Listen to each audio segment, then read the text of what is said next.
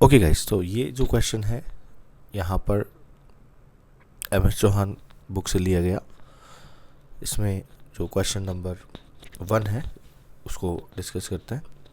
देखिए यहाँ पर इस क्वेश्चन के अंदर ये पूछा हुआ है कि ये जो फॉलोइंग ट्रांसफॉर्मेशन है इसमें कार्बोकेटाइन रीअरेंजमेंट होता है। कार्बोकेटाइन यहाँ पे जो जनरेट होता है वो प्रोटोनेशन ऑफ हाइड्रोक्सिल ग्रुप से होता है और उसके बाद में लॉस ऑफ वाटर होता है। ये इंडिकेट यहाँ पे कर रखा है जो कि इवन एलिमिनेशन रिएक्शन का पार्ट होता है। तो यहाँ पे पूछा हुआ है कि which bond has to migrate in the carbocation to yield the product indicated.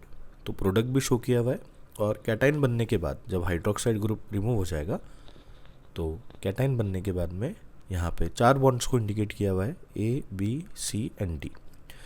तो ये बॉन्ड्स में कौन सी बॉन्ड जो है वो मोस्ट फेवरेबली माइग्रेट करती है। ओके, सिंगल ऑप्शन का क्वेश्चन है, लेवल 1 में SCQ ही होते हैं। ओके, तो सॉल्यूशन पे चलते हैं, देखते हैं ये क्वेश्चन को कैसे अटेम्प्ट करना है, एक एक स्टेप देखिए। सबसे पहले हम लेते हैं ये कंपाउंड जो कि गिवन है। जैसा कि मेंशन्ड है कि इसमें हाइड्रोक्साइड प्रोटोनेट होगा एंड प्रोटोनेशन के बाद में फिर वाटर रिमूव हो जाएगा। तो जब प्रोटोनेशन होता है तो यहाँ पर H+ ये ग्रैब करता है, फिर -H2O होता है, ठीक है, जिससे -H2O होने के बाद आपको ये सिचुएशन मिल जाती है। जब यहाँ पर हम इस कैटाइन को फॉर्म कर देते हैं और आगे हम कार्बोकेटाइन रीअरेंजमेंट करने की कोशिश करते हैं, तो जैसा कि कैटाइन रीअरेंजमेंट में आपको पढ़ाया जाता है कि इट इज़ ऑलवेज 1,2 शिफ्टिंग। तो ये हमेशा 1,2 शिफ्टिंग होता है। तो यहाँ पे जो बॉन्ड्स इंडिकेटेड है, जैसे कि यहाँ पे हम देख पा रहे हैं कि 4 बॉन्ड्स को हम इंडिकेट करना है। एक का नाम है A, एक का नाम है B, एक का नाम है C और एक का नाम है D।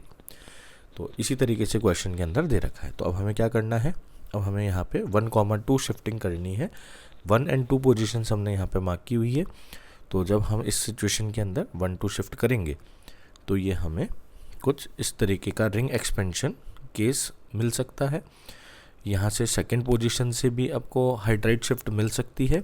तो 2 पोजीशन से मेनली सेकंड, अगर हम लेफ्ट हैंड साइड पे जाते हैं तो हमें इस हाइड्राइड की शिफ्टिंग मिलती है, पर उससे हम कैटाइन को उतना स्टेबल नहीं कर पाएंगे क्योंकि वो 2 डिग्री कैटाइन ही होगा।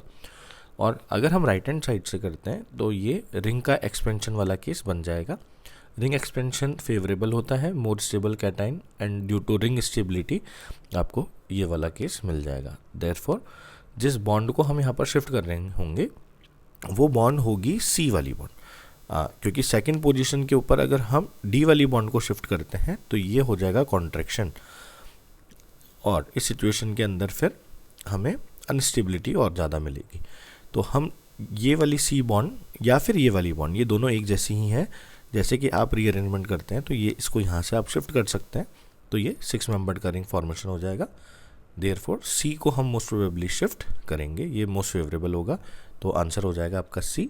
ठीक है, तो लाइक दिस ये क्वेश्चन आपका सॉल्व होता है। ओके, ये जो टॉपिक, जिस टॉपिक से इस क्वेश्चन को लिया गया है वो है इवन एलिमिनेशन, एंड उसमें भी जो सब टॉपिक है वो है dehydration of alcohol. Okay, thank you for watching.